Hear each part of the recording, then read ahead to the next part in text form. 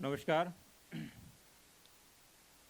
આજે પંચમહાલ જિલ્લાના 4 દિવસના પંચમહોત્સવ કાર્યક્રમના ઉદ્ઘાટન સમારોહમાં ઉપસ્થિત માન્ય મંત્રીશ્રી અને પંચમહાલ જિલ્લાના માન્ય પ્રભારી મંત્રીશ્રી રમેશભાઈ કટારા સાહેબ, સાથે ઉપસ્થિત જિલ્લા પંચાયતના માન્ય પ્રમુખશ્રી, માન્ય ધારાસભ્યશ્રી હાલોલ, માન્ય ધારાસભ્યશ્રી કાલોલ, માન્ય ધારાસભ્યશ્રી મોરવા હડફ, જિલ્લા સંગઠનના પ્રમુખશ્રી, મારા બધા સાથી અધિકારીશ્રીઓ, મંચ પર ઉપસ્થિત તમામ મહાનુભાવો, ખાસ વડા તલાવ અને ચાંપાનેરના બંને સરપંચશ્રીઓ, મીડિયા, પ્રિન્ટ મીડિયા અને ઇલેક્ટ્રોનિક મીડિયાના તમામ મિત્રો, ભાઈઓ અને બહેનો, આપ સૌનું આ 9મું સંસ્કરણ પંચમહોત્સવમાં સ્વાગત કરતા હું ખૂબ જ લાગણી અનુભવું છું અને આપ સૌનું હું ખૂબ સ્વાગત કરું છું. પંચ મહોત્સવની વાત કરતાં જ આપણી નજર સામે પંચમહાલ જિલ્લાની અનોખી અને સાંસ્કૃતિક તસવીર સામે આવી જાય છે. એક તસવીર પંચમહાલ જિલ્લાના વિવિધતાસભર કલા, સંગીત, નૃત્ય અને ભવ્ય આદિજાતિ સાંસ્કૃતિક વારસાની, અને બીજી તસવીર વિકાસ રથ પર આગળ વધીને સમગ્ર દેશમાં સુશાસનના અર્થમાં પોતાની આગવી ઓળખ ઊભી કરતા પંચમહાલ જિલ્લો.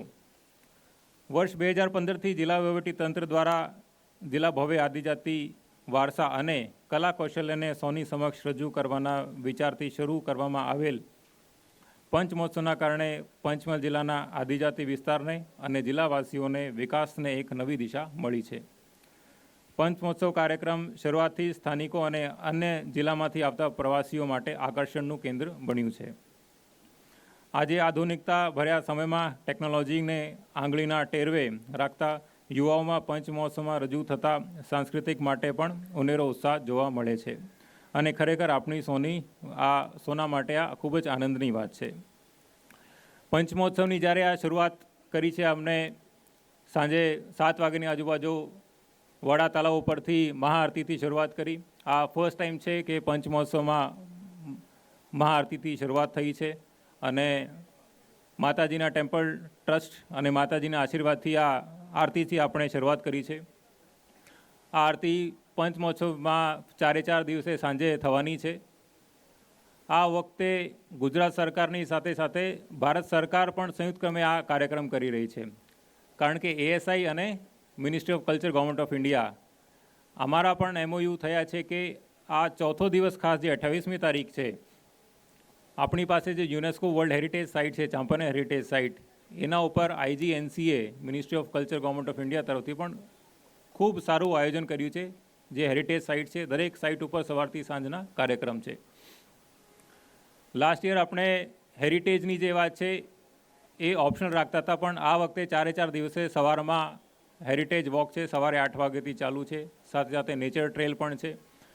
આપ સૌ જોઈ શકો છો એક્ઝિબિશન છે, એની સાથે જે હસ્તકલા છે આ વિસ્તારની, અને નોટ જસ્ટ પંચમહાલ, આખા ગુજરાતની જે હસ્તકલા છે એને પ્રદર્શિત કરવા માટે અને જે કલાકારો છે એને પ્રોત્સાહન આપવા માટે પણ આ એક પ્રયાસ કર્યું છે. એની સાથે સાથે એક મેરેથોનનું પણ ઓર્ગેનાઇઝેશન આ પંચમહોત્સવનું ભાગ છે. એટલે આ વખતે થોડું અલગ કરવાનું પ્રયાસ હતું. 4 દિવસ અમને ખૂબ સારા મળ્યા છે. રજાના પણ છે લાભ. તો હું માનું છું કે આ 4 દિવસમાં લોકો પંચમહાલના અને આજુબાજુ વિસ્તારના ખૂબ આ કાર્યક્રમમાં પધારશે. તો આ કાર્યક્રમના શરૂઆતમાં જ હું બધાને ઇન્વિટેશન પણ પાઠવું છું. આપ સૌ પોતાની ફેમિલી સાથે આવો અને પંચમહોત્સવનો લાભ લો. આપ સૌનો ખૂબ ખૂબ આભાર. જય હિન્દ, જય જય ગરવી ગુજરાત.